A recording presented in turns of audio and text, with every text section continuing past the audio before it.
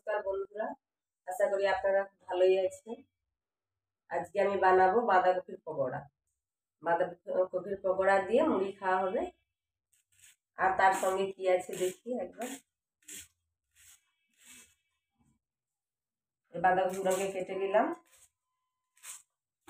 কেটে ধুয়ে এগুলোকে একদম নুন মাখিয়ে রাখবো, একটু জল বেরিয়ে যাবে।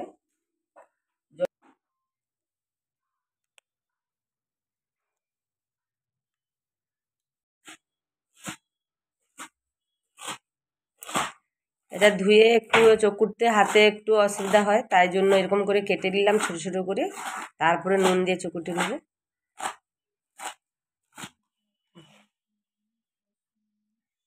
কি সুন্দর ছোট ছোট করে একদম কুচা হয়ে গেছে। এবারে নুন মাখিয়ে বেসন দিয়ে ভালো করে মাখিয়ে নেব। এর মধ্যেই দিয়ে দিলাম নুন দিয়ে এটা মাখাবো। এবারে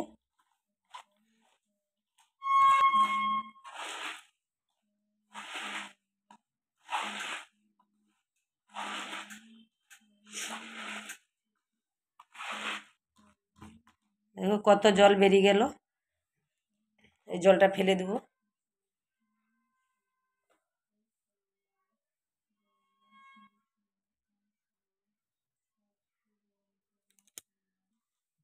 এর মধ্যেই দিয়ে দেবো বেসন,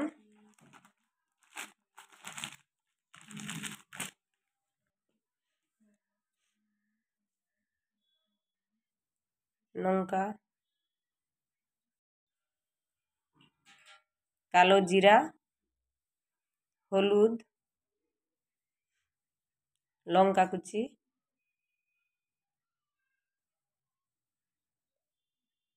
সব একসঙ্গে এগুলো মাখিয়ে নেব।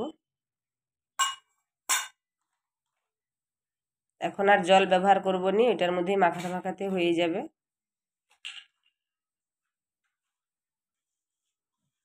এটা মাখাতে মাখাতে একটা আপনাদের জন্য ধাঁধা আছে।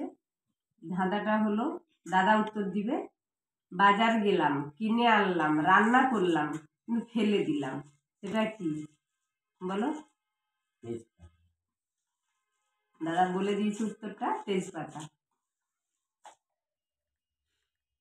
একটু খাবার সোটা ওর মধ্যে মাখিয়ে দিল।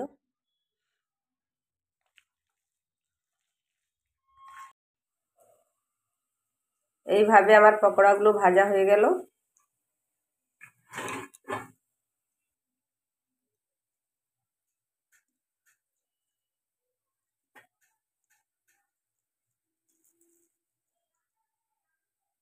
খুব সুন্দর নরম মুড়মুড়ে হয়েছে, খেতে খুব সুন্দর লাগবে।